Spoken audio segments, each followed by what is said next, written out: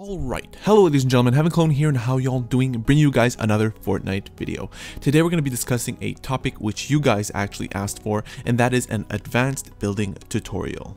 If you guys have any other topics you guys would like me to cover in my tutorials, make sure to leave a comment down below. So let's get started. So let's get something clear here. In Fortnite Battle Royale, you can build anything you want and make it as fancy as you like, and it'll still provide cover for you, alright? So yes, you can go into matches and just build anything, but that's not the most effective and the most optimal way of doing it. And that's what I'm going to be showing you guys in this video. So we're not going to be covering much in terms of different buildings, but we're going to be sticking to one most efficient building, and I'm going to be showing you guys how to use that building to the maximum of its potential.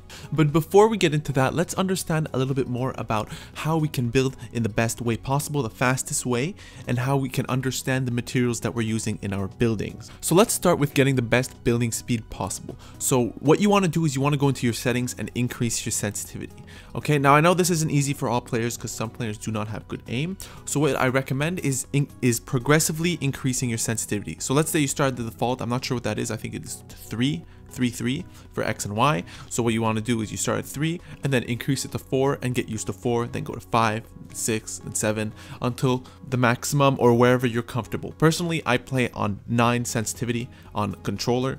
And I find that's the best because it allows you to still have a good amount of control over your aim for little minute adjustments, and it allows you to build very quickly. And building very quickly is very important because it allows you, if you come under fire, to build a full wall around yourself and build a tower very quickly in order to defend yourself.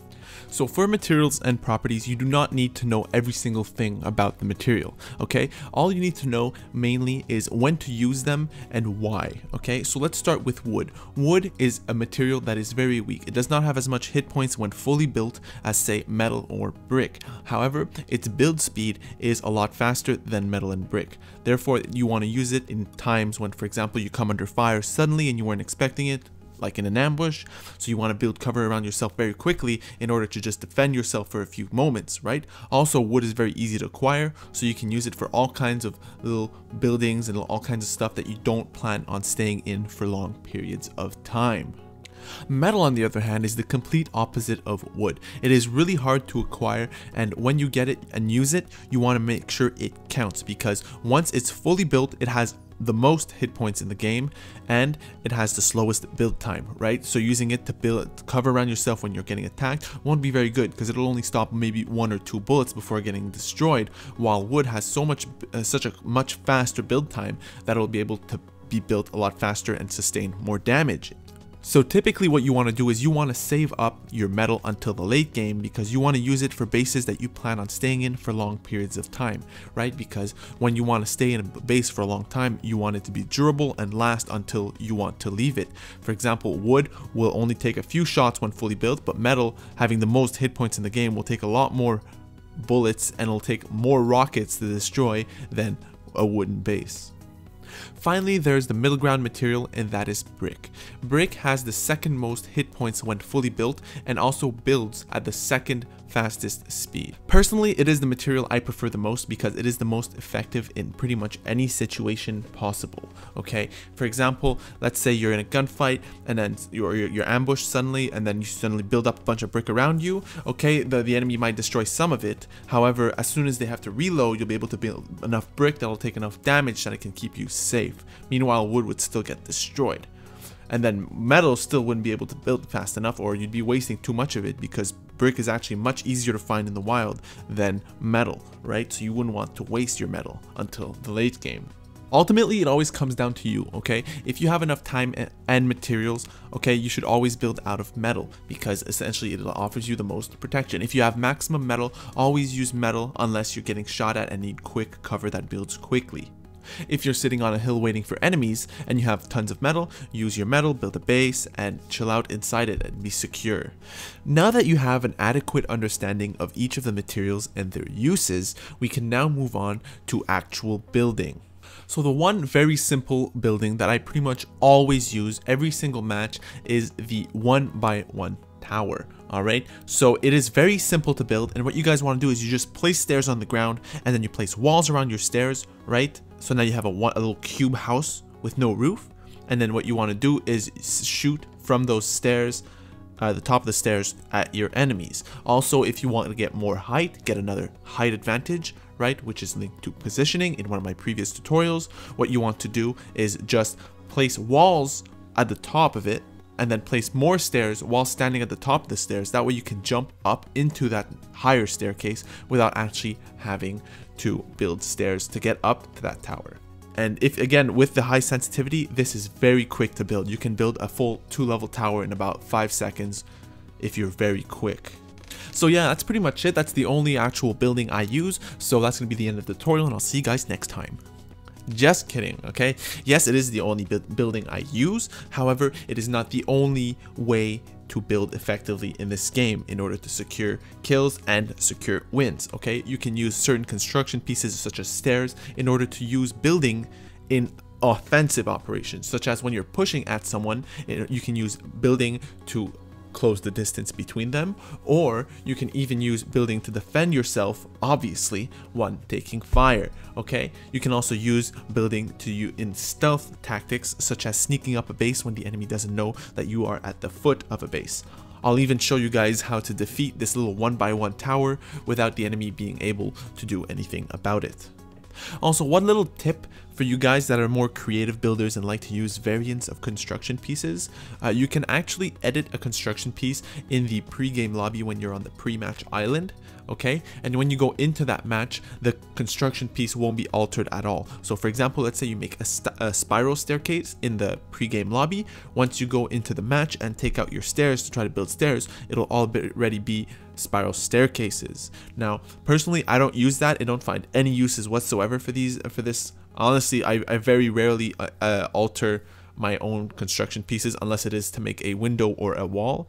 But apart from that, if you guys want to build all kinds of cool stuff, or if you guys really want to place spiral staircases in your matches to provide cover for yourself, then go ahead, you can do that, and it's at your own discretion. Also, I actually have a couple other little tips for you guys, and that is there has been a trend going on, and that is to use triangles around your base in order to provide cover for yourself. And I honestly do not recommend this at all whatsoever, okay? Building those triangles decreases your visibility greatly. Yes, enemies will have a hard time shooting you. However, it is so easy to approach a base with triangles around it that it's not worth having them around. Okay, maybe a sniper shot or two will get blocked, but then another team will push up and they'll just build stairs up there, and you won't even be able to see them coming, because the only way to see them coming when they're up close is to actually go and expose yourselves standing up on the triangles, okay? So do not place triangles around your base ever. The next little tip is actually pretty cool, and that is that you can actually sort of wall hack in this game using your building pieces, right? So when you start editing them, they become sort of see-through, because the little blue squares for editing show up, right? Especially for stairs, since those are on the ground, and floors, you can actually completely see your enemy without them being able to see you, because the wall that you, or the building piece you're editing, goes see-through, while the enemies see it as a full built wall. Alright, so not a lot of people know this, but you can actually use stairs in an offensive method, okay? Because they provide the same cover as a wall while being able to be crossed over, okay? So let's say you want to push towards an enemy, but there's open ground separating you from them, and they have a position where they can shoot at you, okay? What you want to do is use stairs every now and again, so you'll essentially be running up the stairs you place, falling down, placing more, running up, down, and essentially just falling up and down stairs until you close the distance. This essentially gives you complete cover, or almost complete cover, pretty much for your entire approach. Never once have I been killed while approaching like that, unless I was flanked, but it's honestly a very good approach method.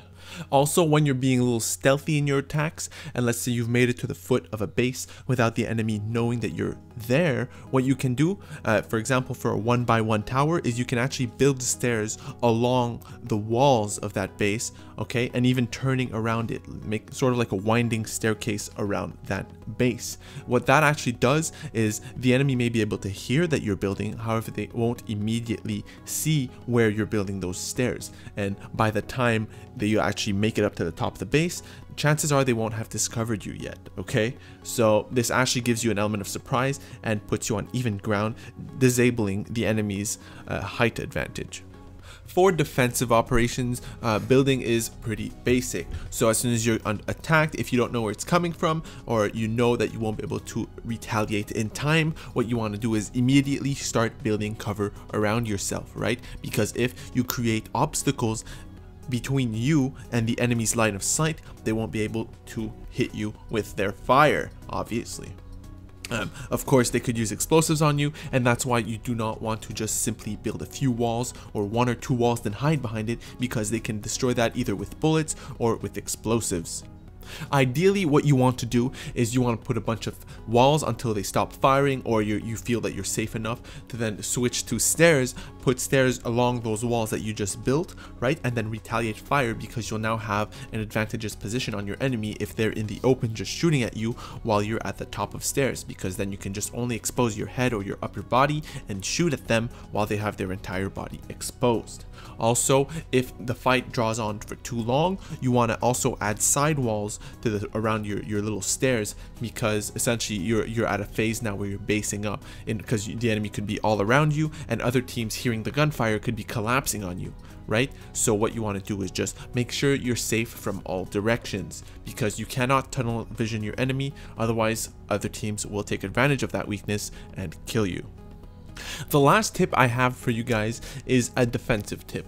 Okay, so let's say you're pinned somewhere like behind a tree or in this cover you built because you just got attacked in open space, right? But you're at a point now where, let's say, they're just waiting for the storm to collapse on you and kill you, forcing you to run out into the open to get killed. Okay, so how to get out of that is you want to use walls to as you move away from that cover. Okay, so for example, instead of just running out in the open and hoping not to die, what you can do is you just place walls in front of you as you walk, right? And essentially make a big wall, a long wall as you walk to cover your escape and get to the next piece of cover. Of course, this isn't a permanent solution, because this cover, obviously it takes a lot of materials to walk for long distances while building walls. So ideally you want to just do it to the next piece of cover, or to somewhere safe where you can then use a hill or anything to block your line of sight with the enemy and run away, or attack them and switch on, get the advantageous position on them.